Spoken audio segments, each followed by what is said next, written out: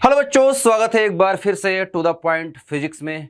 आज मैं आपके लिए लेके आया हूं न्यूक्लियर रिएक्टर टॉपिक।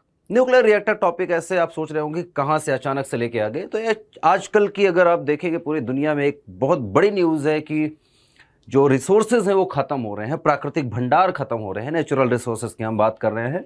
अर्थात हम ढूंढ रहे हैं कि अब आगे आने वाली जनरेशन्स के लिए एनर्जी जो है, एनर्जी का मैं सीधा साधा अगर आपको एग्जांपल दूं तो घर में जो लाइट जल रही है, इलेक्ट्रिसिटी की हम बात करें गाड़ियों के चलने की। आप देखते होंगे कि आज का दौर है कि जब हम हर चीज़ को इलेक्ट्रिक करना चाह रहे हैं। डीजल पेट्रोल खत्म हो रहे हैं, अगले 20 साल 30 साल में, 20 से 30 साल में पेट्रोल और डीजल समाप्त हो जाएंगे लगभग। कोयला खत्म हो रहा है, कोयला भंडार खत्म हो जाएंगे। जो बिजली उत्पादन होता है अपने देश में, उसमें कोयले से उत्पादन होने वाली बिजली का बहुत बड़ा योगदान है, कोयल भंडार जिसको आप बोलते हैं। तो कोयले से थर्मल पावर प्लांट आपने देखा होगा, NTPC, national thermal power plant, NTPC आपने नाम सुना होगा। तो ये सबके काम खत्म होने वाले हैं, मतलब कोयले से बिजली उत्पादन खत्म होने वाली है। डीजल पेट्रोल से कार और स्कूटर, आपकी मोटरसाइकिल, ये चलने बंद होने वाले हैं।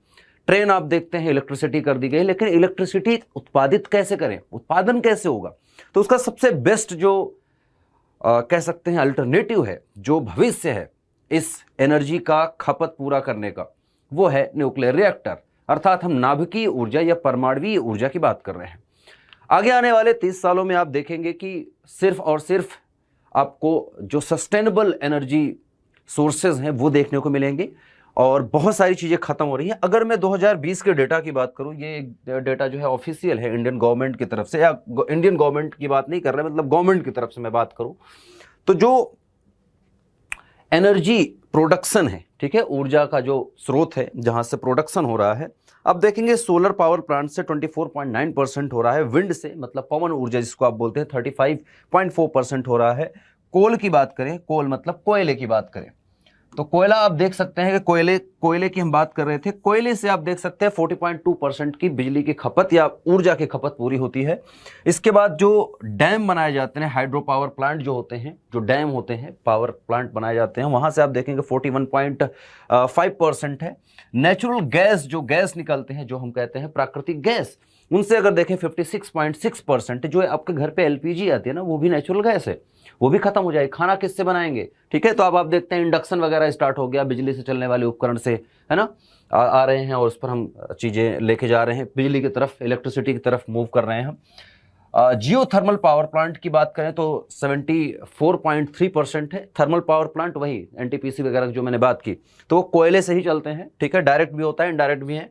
अच्छा, न्यूक्लियर से आप देखेंगे तो सबसे ऊपर आपको देखेगा 92.5%, सबसे ज़्यादा जो हम कह सकते हैं रिलायबल है, सबसे ज़्यादा जो भरोसेमंद है, सबसे ज़्यादा जो सेफ है और जो कम खपत मतलब कम खर्च करके ज़्यादा प्रोडक्शन कर सकता है, वो एकमात्र है न्यूक्लियर पावर प्लांट।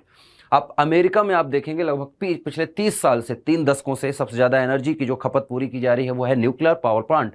हमारे यहाँ भी हैं। हमारे यहाँ अगर भारत की बात करें तो भारत में क्या चल रहा है, कैसे चल रहा है, उसकी बात करेंगे। एक्चुअली न्यूक्लियर पावर प्लांट में होता क्या है, थोड़ा समझते हैं, न्यूक्लियर रिएक्शन को समझते हैं। तो आप देखते हैं एक न्यूक्लियर होता है, एक न्यूक्लियस होता है, नाभिक होता है बड़ा सा, उस नाभिक पर एक न्यूट्रॉन की बमबारी की जाती है। जैसे ही न्यूट्रॉन आता है, टकराता है, ये एक्साइटेड हो जाता है। अच्छा, सभी तरह के नाभिकों में ऐसा नहीं होता, कुछ खास नाभिक ही ऐसे लिए जाते हैं, जैसे यूरेनियम 235, यूरेनियम 238, ठीक है, इसके समस्थानिक हैं अलग ही। और इसके साथ साथ प्लूटोनियम है, सबसे बेस्ट माना जाता है, प्लूटोनियम है, रदरफोर्डियम है, ठीक है, तो कई सारे हैं, कैलिफोर्नियम है। तो इस तरह के रेडियो एक्टिव जो तत्व हैं, जो नाभिक हैं, उनके नाभिकों पर बमबारी की जाती है। बमबारी की गई तो एक नाभिक देख सकते हैं टूटा और 2 अलग छोटे छोटे नाभिक बनाता है और कुछ न्यूट्रॉन और निकलते हैं, जो सफ़ेद आप डॉट देख रहे हैं, न्यूट्रॉन निकलते हैं।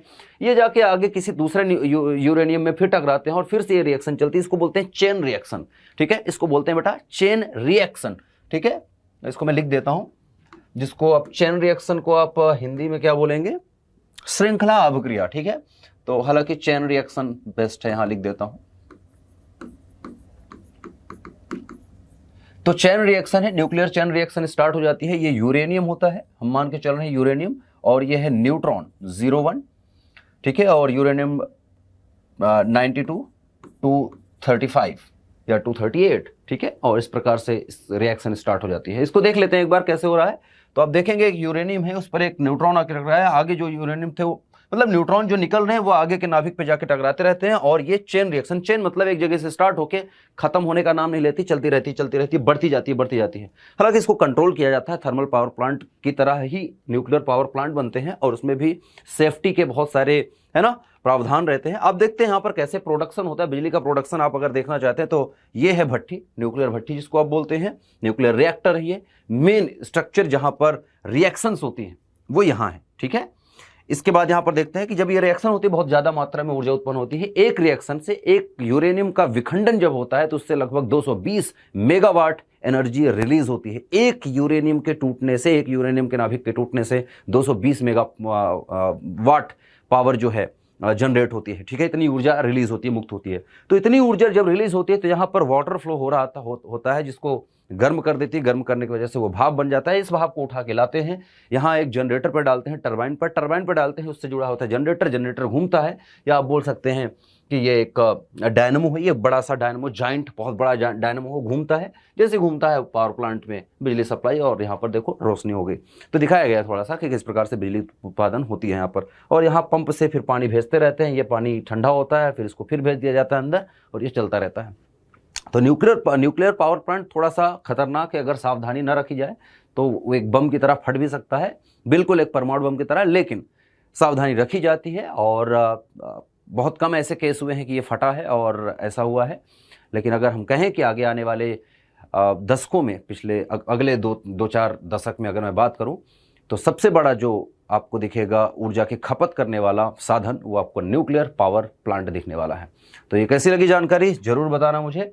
और एक छोटा सा तथ्य था जो आपके साथ शेयर करना था। आज के लिए बस इतना ही, काम होगो। मिलते हैं फिर अगले वीडियो में। Bye bye.